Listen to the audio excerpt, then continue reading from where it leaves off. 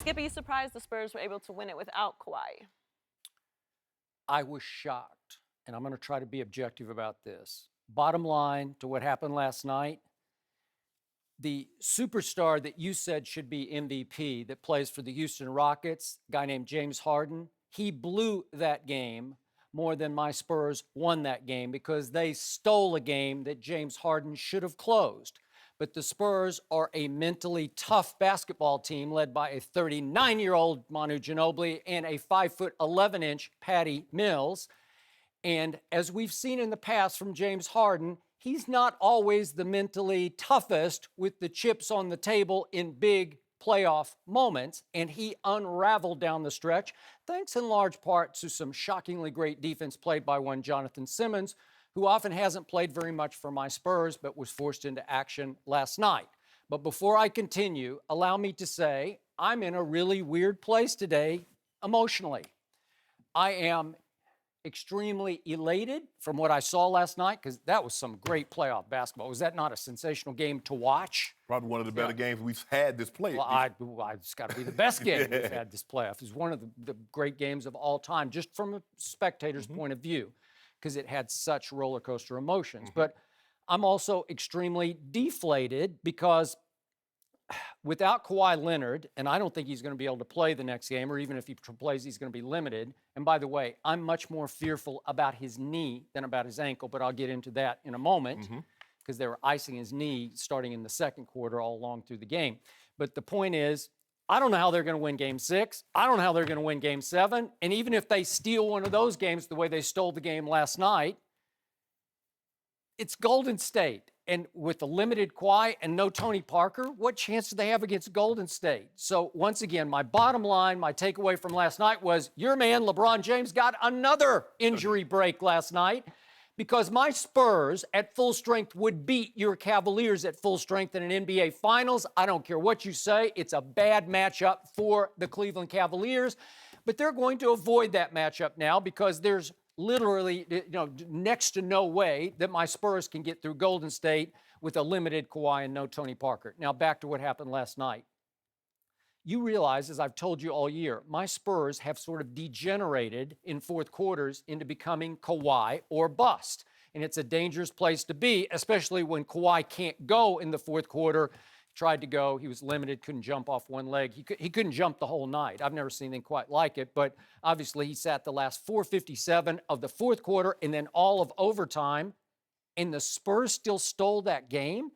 And again, you talk about Tony Parker being too old, but listen, in these kind of games, in big moments in fourth quarters, Tony Parker can still come up big as he did twice against the Memphis Grizzlies in the previous round.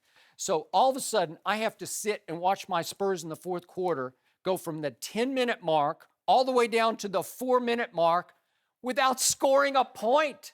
Are you kidding me? You go 10 minutes down to 4 minutes and you don't score a point and you're still barely hanging on in the game because the Rockets only ran it off 7-0 at that point.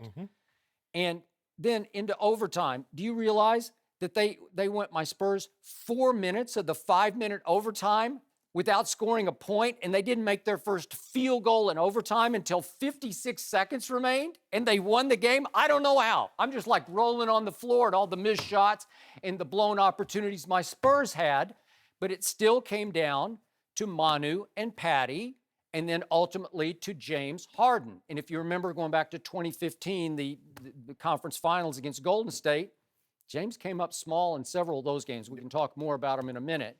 But I thought his 3 turnovers in overtime were the difference in the game. Forced by Jonathan Simmons, but again, if you're that guy, you take over that game and you close that game. And he was pretty quiet in the fourth quarter and extremely quiet except for the turnovers in overtime.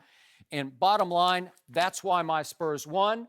But my elation is undercut by my deflation because I don't know where it leaves them going forward to Game 6 or Game 7, especially if he's got a knee injury on top of an ankle injury. Okay. You say you were shocked that they won. Now, mind you, in the regular season, Kawhi Leonard missed 8 games.